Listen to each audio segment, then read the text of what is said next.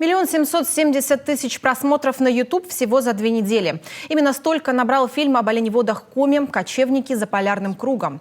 Это документальная история жизни 2 семей народа Коми. Алексей и Василий – потомственные оленеводы.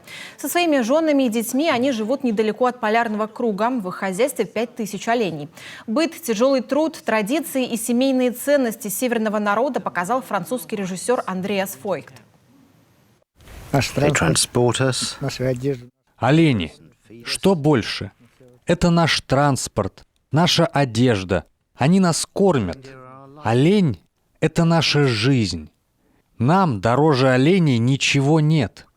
Золото не надо нам. Олени – это наше золото.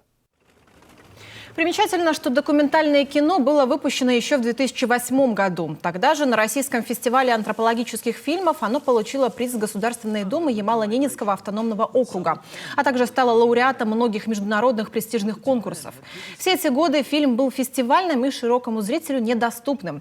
И вот спустя 13 лет он появился на популярном видеохостинге. И даже через столько лет смог обрести интерес миллионов зрителей.